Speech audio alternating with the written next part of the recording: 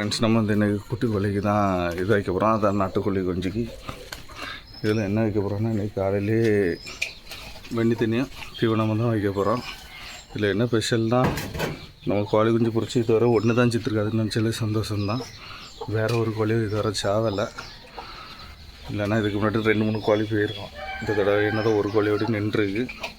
குறைச்சி ஒரு 5-6 நாள் ஆச்சு. பார்க்க போகிறோம் இதுக்கு என்ன தான் வைக்க போகிறோன்னு. கோழி இன்றைக்கி எப்படி இருக்குன்னு பார்ப்போம். வந்து உள்ளே போனோன்னு எப்படி சாடி ஜம்முனி வந்து நிற்கின்னு அவ்வளோ ஒரு பசி போல் இருக்குது. காலையிலே தீவனெல்லாம் வந்த உடனே இப்படி வந்து கோயிலுங்க சாடணும் பாருங்க.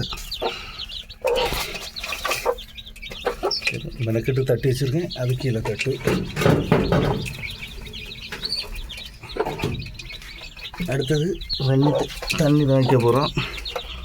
தண்ணிக்கும் கலந்து அலமோத போல இருக்குது.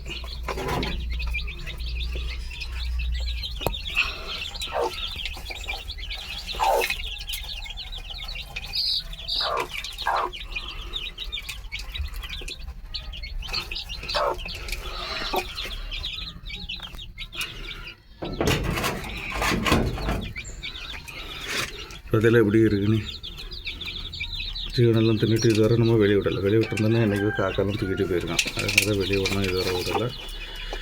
இங்கே தீவனம் கொண்டு தட்டினோன்னு பெருசாக எல்லாம் தட்டி கீழே எடுத்து போடும். கோழி குஞ்சு யாருக்கா வீட்டில் இருக்கோ இல்லாட்டி வளர்க்க பிடிக்குன்னா கண்டிப்பாக லைக் கொடுங்க.